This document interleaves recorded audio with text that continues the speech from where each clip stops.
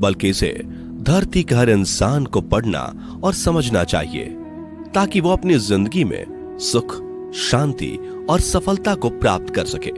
भगवत गीता में कुल 18 अध्याय हैं और इन 18 अध्यायों में कुल 700 श्लोक हैं, जो सभी के लिए पढ़ पाना थोड़ा मुश्किल है। इसलिए आज के इस बेहद ही खास वीडियो में हम भगवत गीता के 111 विचारों के बारे में बात करने वाले हैं, जिन्हें जानकर आप भगवत गीता का सही मतलब समझ पाएंगे। इसलिए इन विचारों को आप हर सुबह सुने। दोस्तों, अगर आप इस वीडियो का अधिक से अधिक लाभ पाना चाहते हैं तो कृपया कर इसे हेडफोन लगाकर शांति से सुने। तो चलिए जानते हैं श्रीमद् भागवत गीता के 111 पावरफुल विचारों को। श्री कृष्ण कहते हैं कि मनुष्य को परिणाम की चिंता किए बिना, लोभ लालच बिना एवं निस्वार्थ और निष्पक्ष होकर अपने कर्तव्यों का पालन करना चाहिए। जिस तरह प्रकाश की ज्योति अंधेरे में चमकती है, ठीक उसी प्रकार सत्य भी चमकता है। इसलिए मनुष्य को हमेशा सत्य की राह पर चलना चाहिए। जिस मनुष्य के अंदर ज्ञान की कमी और ईश्वर में श्रद्धा नहीं होती, वो मनुष्य जीवन में कभी भी आनंद और सफलता को प्राप्त नहीं कर पाता। जिस प्रकार मनुष्य अपने पुराने वस्त्रों को त्याग कर नए वस्त्र धारण करता है, ठीक उसी प्रकार आत्मा पुराने व्यर्थ के शरीर को त्याग कर नए भौतिक शरीर को धारण करती है। कौन क्या कर रहा है, कैसे कर रहा है और क्यों कर रहा है, इन सब से आप जितना दूर रहेंगे उतना ही आप खुश रहेंगे। समझदार व्यक्ति जब संबंध निभाना बंद कर देता है तो समझ लेना उसके आत्मसम्मान को कहीं ना कहीं ठेस अवश्य पहुंची है। मोह उसी का करो जिस पर आपका अधिकार है। जिस पर आपका अधिकार ही नहीं, उसका मोह भी नहीं करना चाहिए। जो दूसरों की तकलीफों को समझते हैं, जिनमें दया है, दिल से अच्छे हैं, उन्हें दोबारा जन्म लेना नहीं पड़ता।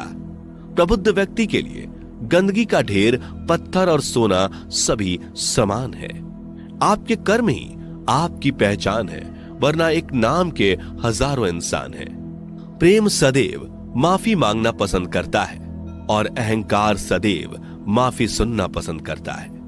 विषयों के बारे में सोचते रहने से मनुष्य को उनसे आसक्ति हो जाती है। इससे उनमें कामना यानी इच्छा पैदा होती है और कामनाओं में विघ्न आने से क्रोध की उत्पत्ति होती है। सदैव संदेह करने वाले व्यक्ति के लिए प्रसन्नता ना इस लोक में है, ना ही कहीं और।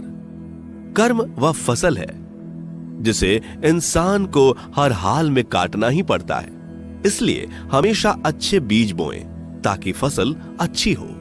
जो होने वाला है वो होकर ही रहता है और जो नहीं होने वाला वो कभी नहीं होता। ऐसा निश्चय जिनकी बुद्धि में होता है, उन्हें चिंता कभी नहीं सताती। अच्छे कर्म करने के बावजूद भी लोग केवल आपकी बुराइयां ही याद रखेंगे। इसलिए लोग क्या कहते हैं इस पर ध्यान मत दो, तुम अपना कर्म करते रहो। जितना हो सके खामोश ही रहना अच्छा है, क्योंकि सबसे ज्यादा गुनाह इंसान से उसकी जुबान ही करवाती है। गीता में भगवान श्री कृष्ण कहते हैं कि हे अर्जुन, अपने परम भक्तों जो हमेशा मेरा स्मरण या एक चित्त मन से मेरा पूजन करते हैं, मैं व्यक्तिगत रूप से उनके कल्याण का उत्तरदायित्व लेता हूं। हे पार्थ, जो लोग भक्ति में श्रद्धा नहीं रखते वो मुझे प्राप्त नहीं कर पाते। अतः वे इस भौतिक जगत में जन्म मृत्यु के मार्ग पर वापस आते रहते हैं। मौन सबसे अच्छा उत्तर है किसी ऐसे व्यक्ति के लिए जो आपके शब्दों को महत्व नहीं देता। बदल जाओ वक्त के साथ, या फिर वक्त बदलना सीखो। मजबूरियों को मत कोसो, हर हाल में चलना सीखो। किसी काम की चिंता करना ठीक है, पर चिंता इतनी भी नहीं होनी चाहिए कि वह काम ही बिगड़ जाए। अच्छी नीयत से किया गया काम कभी व्यर्थ नहीं जाता और उसका फल आपको जरूर मिलता है। श्री कृष्ण कहते हैं कि मैं किसी का भाग्य नहीं बनाता, हर कोई अपना भाग्य खुद बनाता है। आप आज जो भी कर्म कर रहे हो उसका फल आपको कल प्राप्त होगा, और आज जो आपके पास है वह आपके द्वारा पहले ही किए गए कर्मों का फल है। मनुष्य नहीं, उसके कर्म अच्छे या बुरे होते हैं जैसे मनुष्य के कर्म होते हैं। उसे वैसे ही फल की प्राप्ति होती है। तुम्हें सिर्फ अपने कर्म करने का अधिकार है, किंतु कर्म के फलों के तुम अधिकारी नहीं हो। तुम ना तो कभी अपने आप को अपने कर्मों के फल का कारण मानो, नहीं कर्म ना करने में आसक्त हो जाओ। सही कर्म वह नहीं है जिसके परिणाम हमेशा सही हो, अपितु सही कर्म वह है जिसका उद्देश्य कभी गलत ना हो। संसार में कोई भी मनुष्य सर्वगुण संपन्न नहीं होता, इसलिए कुछ कमियों को नजरअंदाज करके रिश्ते बनाए रखिए।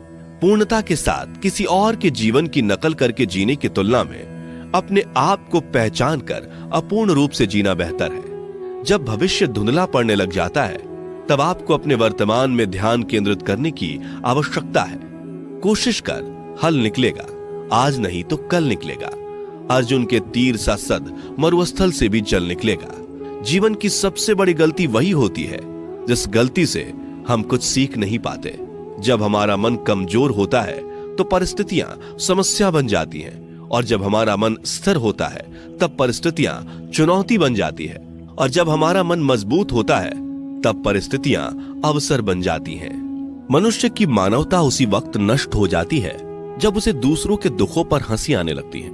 हे भारतवंशी, शरीर में रहने वाले का वध कभी नहीं किया जा सकता, अतः तुम्हें किसी भी जीव के लिए शोक करने की आवश्यकता नहीं है। समय यही सिखाता है कि जिंदगी किसी का इंतजार नहीं करती और ना ही किसी के लिए रुक सकती है। जिंदगी खेलती भी उसी के साथ है जो खिलाड़ी बेहतरीन होता है। दर्द सबके एक जैसे हैं, मगर हौसले सबके अलग अलग हैं। कोई हताश होकर बिखर जाता है तो कोई संघर्ष करके निखर जाता है। मनुष्य को अपने कर्मों से संभावित परिणामों से प्राप्त होने वाली विजय या पराजय, लाभ या हानि, प्रसन्नता या दुख इत्यादि के बारे में सोचकर चिंता से ग्रसित नहीं होना चाहिए। यदि आप अपनी गलतियों से कुछ सीखते हैं तो गलतियां सीढ़ियां हैं, और नहीं सीखते तो गलतियां सागर हैं। निर्णय आपका है, चढ़ना है या डूबना है। समस्याएं इतनी ताकतवर नहीं होती जितना कि हम उन्हें मान लेते हैं। कभी सुना है कि अंधेरे ने सुबह को होने ही नहीं दिया?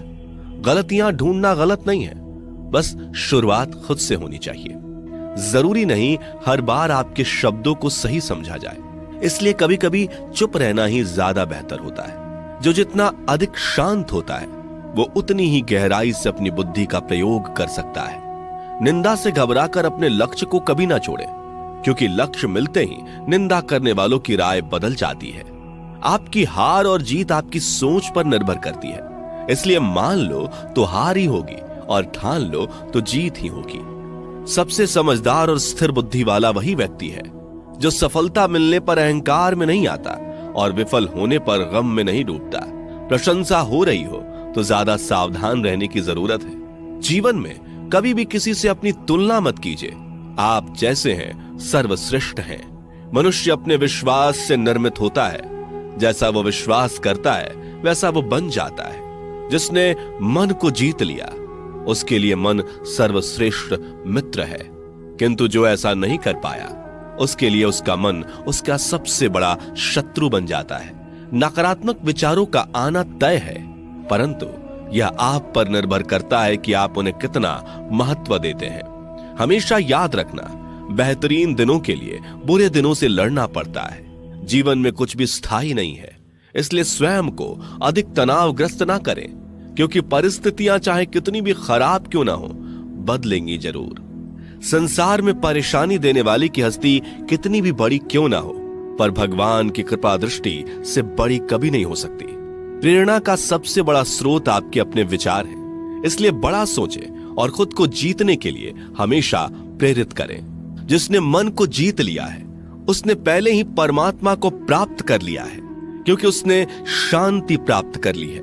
ऐसे मनुष्य के लिए सुख दुख, सर्दी गर्मी और मान अपमान एक जैसे होते हैं। मुश्किलें केवल बेहतरीन लोगों के हिस्से में ही आती हैं, क्योंकि वही लोग उसे बेहतरीन तरीके से अंजाम देने की काबिलियत रखते हैं। कोई कुछ भी कहे, बस अपने आप को शांत रखो, क्योंकि सूरज कितना भी तेज क्यों ना हो, समुद्र सूखता नहीं है। जहां आपकी कोई कीमत नहीं, वहां पर रुकना अनुचित है, चाहे वो किसी का घर हो या किसी का मन। जब कोई हाथ और साथ दोनों ही छोड़ देता है, तब कुदरत कोई ना कोई उंगली पकड़ने वाला भेज देता है। उन्हीं का नाम कान्हा है। जो मन को नियंत्रित नहीं करते उनके लिए वह शत्रु के समान कार्य करता है। हे अर्जुन, व्यक्ति जो चाहे बन सकता है यदि वह विश्वास के साथ इच्छित वस्तु पर लगातार चिंतन करे। सिर्फ दुनिया के सामने जीतने वाला ही विजेता नहीं होता, बल्कि किन रिश्तों के सामने कब और कहां पर हारना है यह जानने वाला भी विजेता होता है। जो लोग बुद्धि को छोड़कर भावनाओं में बह जाते हैं उन्हें हर कोई मूर्ख बना सकता है। वक्त से पहले मिली चीज अपना मूल्य खो देती है और वक्त के बाद मिली चीज अपना महत्व। मनुष्य को अपने कर्मों से संभावित परिणामों से प्राप्त होने वाली विजय या पराजय, लाभ या हानि, प्रसन्नता या दुख इत्यादि के बारे में सोचकर चिंता से ग्रसित नहीं होना चाहिए। आत्मा पुराने शरीर को वैसे ही छोड़ देती है जैसे मनुष्य पुराने कपड़ों को उतार कर नए कपड़े धारण कर लेता है। जैसे जल में तैरती नाव को तूफान उसे अपने लक्ष्य से दूर ले जाता है, ठीक वैसे ही इंद्रिय सुख मनुष्य को गलत रास्ते की ओर ले जाता है। आपका विश्वास एक पर्वत को भी खिसका सकता है, लेकिन आपके मन का संदेह दूसरा पर्वत खड़ा कर सकता है। हमारा खुद पर विश्वास होना बहुत ही जरूरी है, क्योंकि हम अपने रास्ते पर खुद चलते हैं। वक्त कभी भी एक जैसा नहीं रहता। उन्हें भी रोना पड़ता है जो बेवजह दूसरों को रुलाते हैं। अपनी इच्छा शक्ति के माध्यम से अपने आप को नई आकृति प्रदान करें। कभी भी स्वयं को अपनी आत्म इच्छा से अपमानित ना करें। इच्छा एकमात्र स्वयं का मित्र होता है और इच्छा ही एकमात्र स्वयं का शत्रु भी। अपनी पीड़ा के लिए संसार को दोष मत दीजिए, अपने मन को समझाओ।